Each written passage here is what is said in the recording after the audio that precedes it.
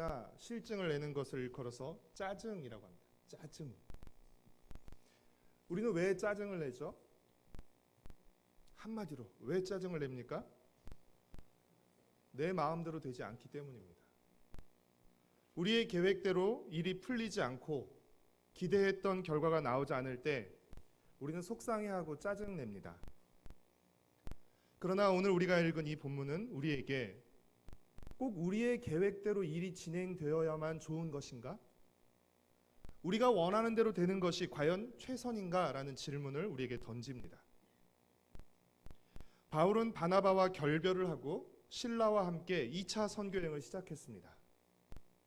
디모데를 새로운 선교팀의 멤버로 영입해서 성공적인 사역을 펼쳤습니다. 우리 16장 4절과 5절 말씀을 함께 읽겠습니다. 여러 성으로 다녀갈 때 예루살렘에 있는 사도와 장로들이 작정한 규례를 그들에게 주어 지키게 하니 이에 여러 교회가 믿음이 더 굳건해지고 수가 날마다 늘어가니라. 바울은 이 성공적인 사역의 여세를 몰아서 아시아 지역, 지금의 터키 지역으로 가서 복음을 전하고자 했습니다. 그런데 뜻하지 않은 일이 발생했습니다. 그것이 무엇이죠? 6절과 7절 말씀을 우리 다시 한번 읽겠습니다. 성령이 아시아에서 말씀을 전하지 못하게 하시거늘 그들이 부르기아와 갈라디아 땅으로 다녀가 무시아 앞에 이르러 비두니아로 가고자 애쓰되 예수의 영이 허락하지 아니하시는지라. 성령께서 바울이 계획한 선교 여정을 허락하지 않으시고 오히려 아시아에서 말씀을 전하지 못하도록 가로막으셨다는 것입니다. 우리가 잘못된 길을 가고자 할 때 성령이 가로막으신 건 이해가 돼요. 우리가 나쁜 일을 하고자 할 때 그것을 금지하시는 것은 얼마든지 이해할 수 있습니다. 그러나 지금 바울은 복음을 전하러 가려고 하는데 교회를 세우고 성도들을 든든하게 세우는 하나님의 일을 하려고 하는데 성령이 막으시는 것입니다. 잘못된 길을 가려는 것도 나쁜 일을 하려는 것도 아닌데 왜 성령께서는 바울이 아시아에서 복음을 전하지 못하도록 막으시고 또 비두니아로 가서 복음을 전하는 것을 허락하지 않으신 것입니까? 나쁜 일이 아니잖아요. 그 이유는 바울의 계획이 잘못되거나 나빠서가 아니라 성령께서 더 크고 좋은 계획을 가지고 계셨기 때문입니다. 우리 8절과 9절 말씀을 함께 읽겠습니다. 무시아를 지나 드로아로 내려갔는데 밤에 환상이 바울에게 보이니 마게도냐 사람 하나가 서서 그에게 청하여 이르되 마게도냐로 건너와서 우리를 도우라 하거늘. 바울은 아마도 2차 선교행의 목적지를 지금의 터키 지역에 해당하는 아시아로 계획했던 것 같습니다. 그러나 성령께서는 바울이 세운 계획을 넘어서서 더 멀리 마게도냐로 가서 복음을 전할 계획을 가지고 계셨던 것입니다. 마게도냐는 유럽의 관문에 해당하는 지역이라고 할 수 있습니다. 즉 성령께서는 복음이 아시아 대륙을 넘어서 유럽 대륙으로 향하도록 한 것입니다. 바울은 마게도냐 사람이 꿈에 나와서 건너와서 우리를 도우라는 환상을 보고 성령께서 아시아에서 자신의 사역을 막으시는 이유를 알았습니다. 그때서야 알았습니다. 그리고 하나님께서 나를 자신을 마게도냐로 이끄시기를 원하신다는 것을 알게 되었습니다. 그래서 바울과 그의 선교팀은 즉시 선교의 방향을 마게도냐로 선회합니다.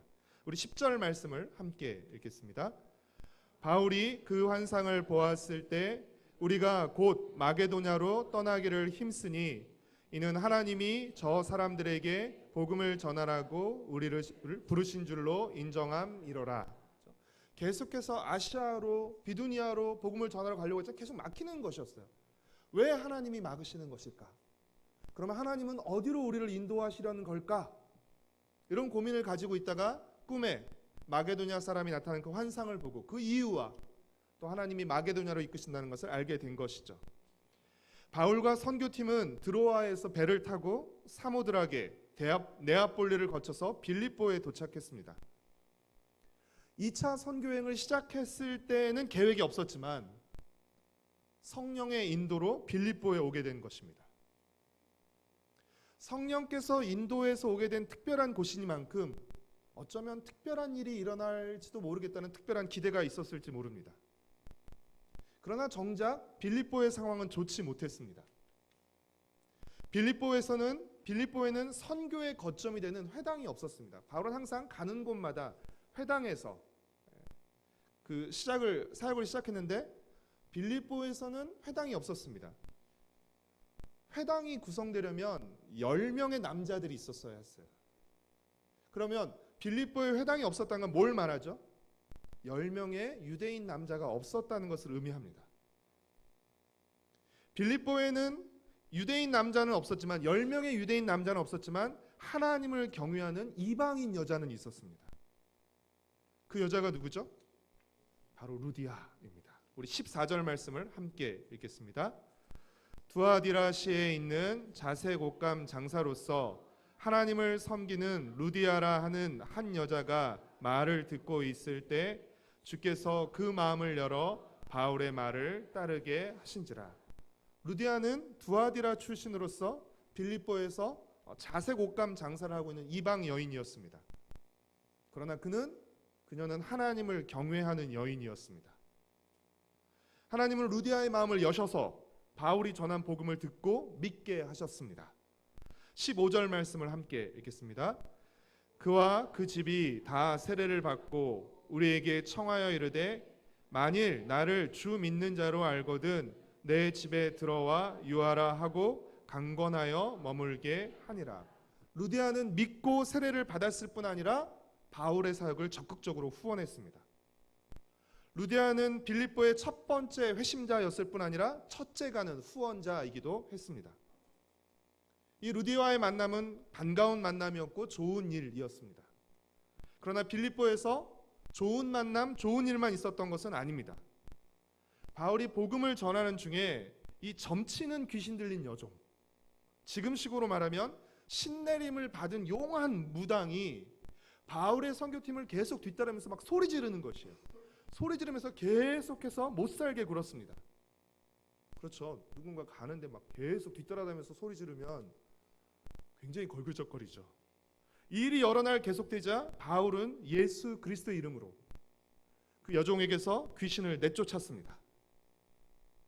그러자 이 여종을 통해서, 점치는 귀신 들린 여종을 통해서 많은 돈을 벌던 주인들이 화가 났습니다. 그렇죠? 일종의 가게였죠. 그렇죠? 이 여인을 통해서 점을 쳐주고, 용한 점을 쳐주고 많은 복채를 받았는데 귀신을 내쫓음으로써 더 이상 점을 칠 수 없게 된 것입니다. 그래서 이 여종을 통해서 돈을 벌 수 없게 된 것이죠. 그래서 이 주인들이 화가 나서 바울과 실라를 붙잡아서 관원들에게 끌고 갔습니다. 우리는 점잖게 그냥 끌고 갔다라고 말하지만 멱살을 잡고 끌고 갔겠죠. 그들은 겉으로는 뭐라고 말했어요? 관원들에게 바울과 실라가 빌립보의 질서를 어지럽히고 있다. 이상한 가르침을 베풀어서 빌립보의 질서를 어지럽히고 도시를 소란하게 만든다라고 고발했습니다. 그러니까 그들이 세우는 명목은 질서 위반, 그렇죠? 항상 기득권자들이 내세우는 논리는 질서 위반, 사회 혼란 이런 것이죠. 그래서 바울과 실라를 고발했습니다. 그러나 진짜 고발한 이유는 무엇 때문이죠? 돈 때문이었습니다.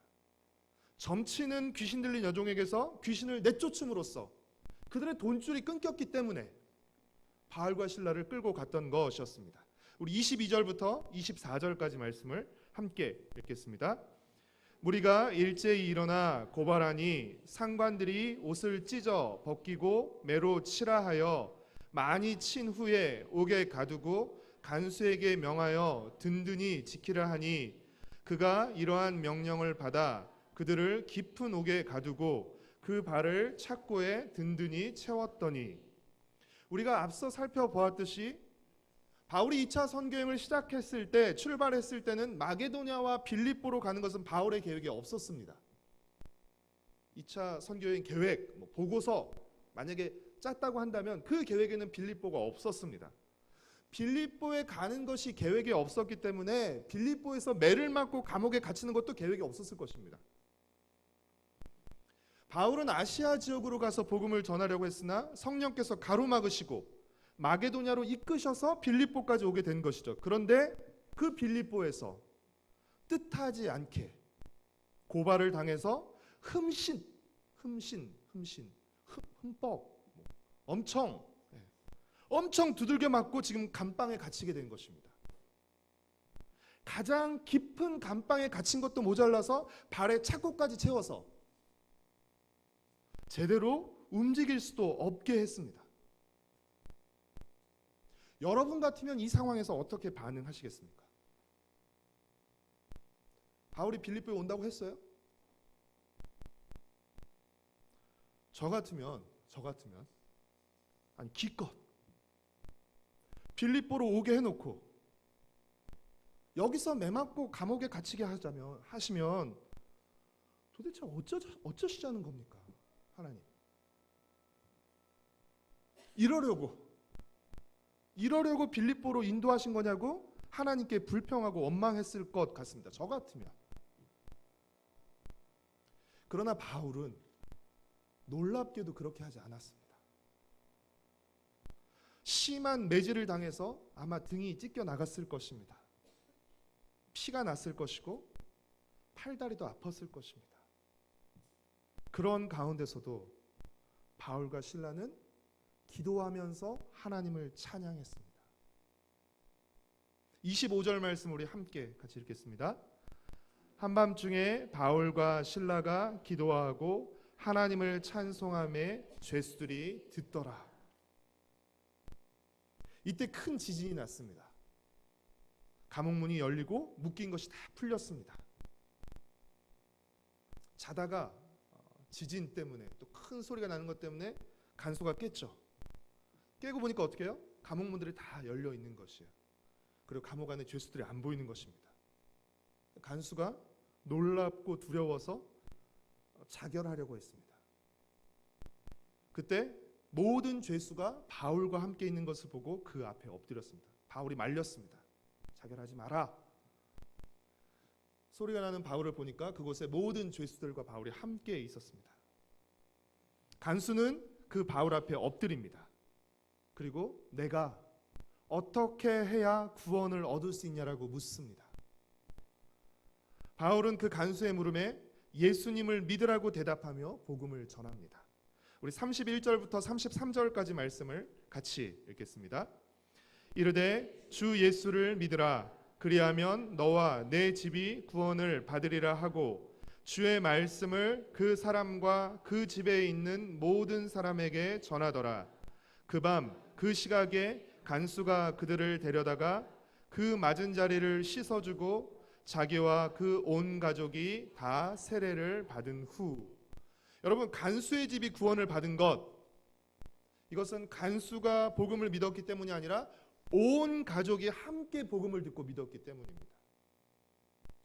그 간수만 복음을 듣고 믿은 것이 아니라 그 간수와 간수에 있는 온 집의 사람들이 함께 바울이 전한 복음을 들었고 믿고 세례를 받았습니다. 간밤에 놀라운 일이 일어난 것이죠. 다음날 아침 상관들은 조용히 바울과 실라를 감옥에서 내보내려고 했습니다. 그러나 오히려 바울이 이것을 거부했습니다. 37절 말씀을 함께 읽겠습니다. 바울이 이르되 로마 사람인 우리를 죄도 정하지 아니하고 공중 앞에서 때리고 옥에 가두었다가 이제는 가만히 내보내고자 하느냐? 아니라 그들이 친히 와서 우리를 데리고 나가야 하리라 한데, 당시 로마 시민권을 가진 사람은 어떤 경우라 할지라도 재판 없이 때리거나 감옥에 가둘 수 없었습니다.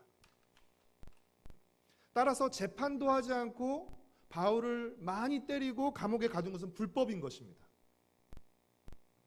여러분 재밌지 않나요? 바울은 체포되고 맞을 때는 로마 시민권 얘기를 하지 않았어요. 잠깐 시민권 이러지 않았죠. 또 어떻게 지금 풀려나는 상황에서 로마 시민권 이야기를 하는 것입니다. 바울이 로마 시민권을 가지고 있다는 이야기를 한 것은 아마도 개인적인 안위, 내가 맞지 않으려는, 내가 위험에 처하지 않으려는 개인적인 안위보다는 빌립보에 남아있는, 빌립보에서 사는 성도들의 안위와 복음 전파를 위해서 아마 로마 시민권 이야기를 꺼냈던 것 같습니다. 이것을 알기 때문에 빌립보에 있는 그 성도들을, 그리스도인들을 함부로 건드릴 수 없게 되는 것이죠. 이 이야기를 들은 상관들은 당황했습니다. 그들은 바울의 요청에 따라 감옥에 와서 사과하고 바울에게 조용히 떠나달라고 사정했습니다. 상황이 완전히 역전된 것이죠. 사랑하는 성도 여러분, 바울에게는 마게도냐 선교에 대한 유럽 선교에 대한 계획이 없었습니다. 그러나 성령께서는 바울의 계획을 막으시고 바울이 생각하지 못했던 새로운 계획으로 바울을 빌립보로 이끄셨습니다. 그곳에서 바울은 하나님이 예비해 놓으신 루디아를 만나고 그녀의 집에서 빌립보 교회를 시작하게 하셨습니다. 억울하게 체포돼서 매를 맞고 감옥에 갇히는 일, 이것은 바울이 원하는 일이 결코 아니었습니다. 그러나 매를 맞고 감옥에 갇힘으로써 결과적으로 어떤 일이 일어나게 된 것이죠? 감옥 안에 있는 죄수들과 간수들에게 복음을 전할 수 있게 된 것입니다. 감옥에 갇힘으로써 감옥 안에 있는 사람들에게 복음을 전하고 그들이 복음을 믿게 된 것입니다. 사랑하는 성도 여러분, 우리가 함께 오늘 살펴본 16장에서 이 일들을 통해서 우리가 알 수 있는 중요한 사실은 무엇이죠? 하나님의 일은 우리 계획과 뜻대로 되는 것이 아니라는 것입니다. 하나님은 우리 계획 안에서만, 우리의 기대대로만 움직이는 분이 아니시라는 것입니다.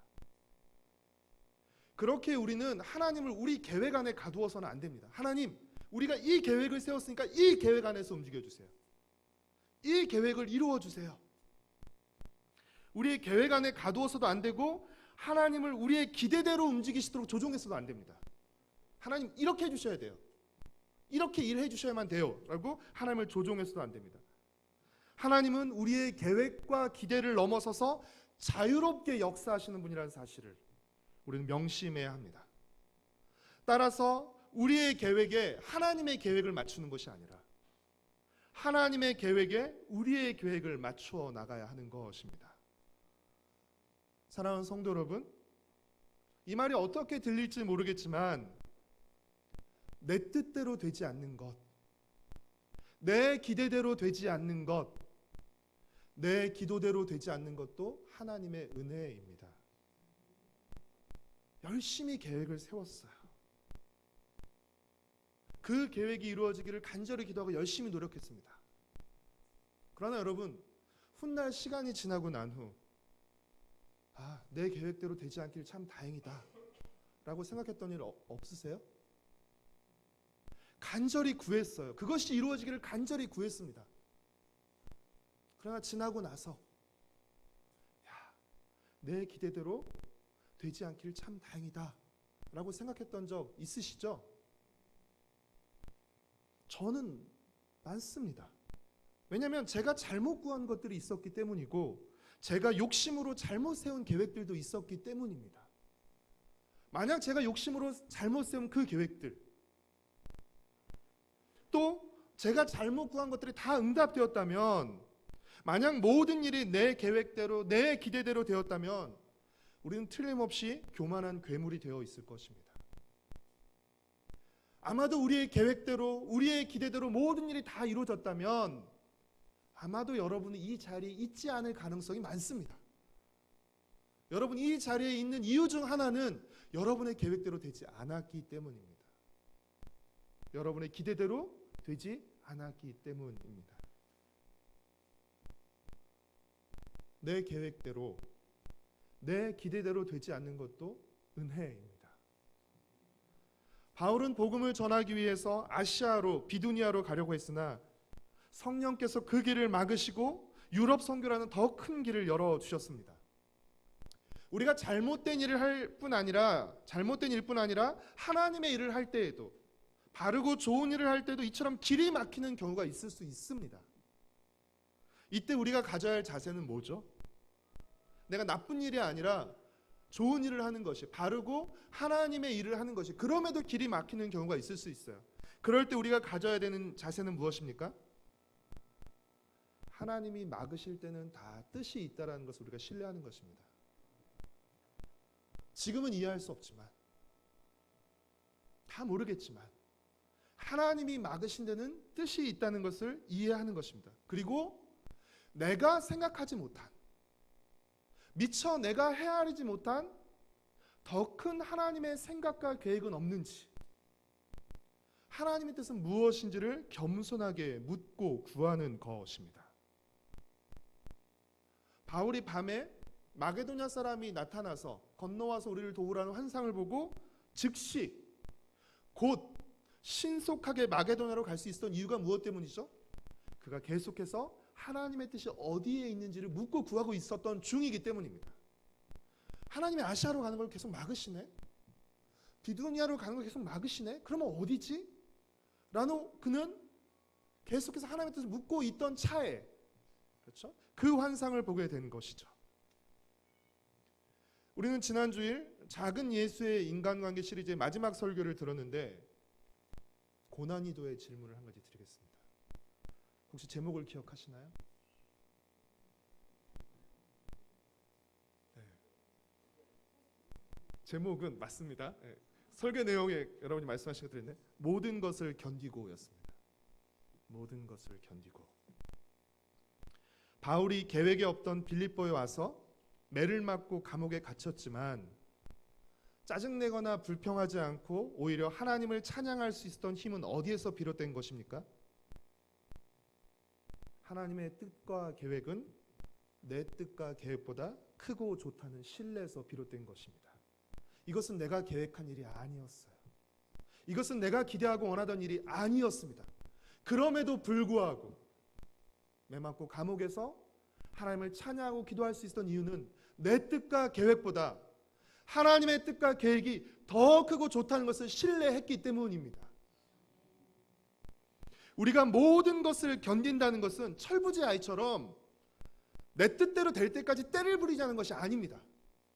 드러눕고 소리 지르고 부모를 창피하게 만들어서 내 뜻이 될 때까지 떼를 쓰자는 것이 모든 것을 견디자는 것이 아닙니다.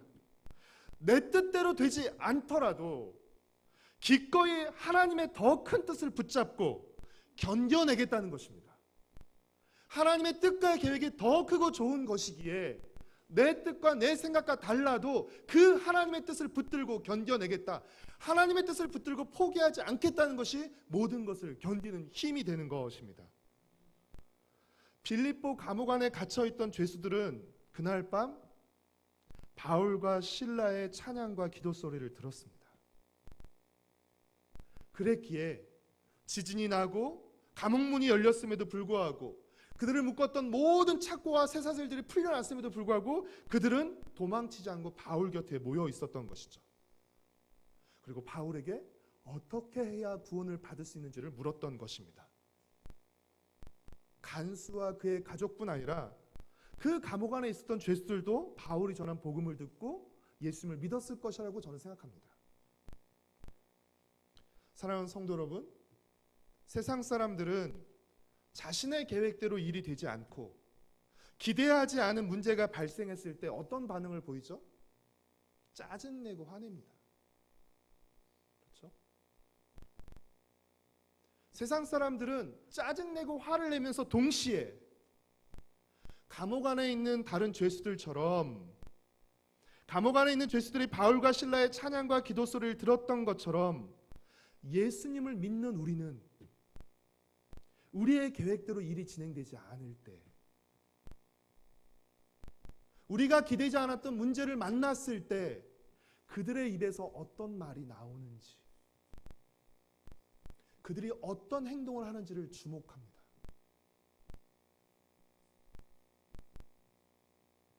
그러니 짜증나고 속상해도 하나님을 불평하거나 원망하지 말고 하나님을 신뢰하고 찬양합시다.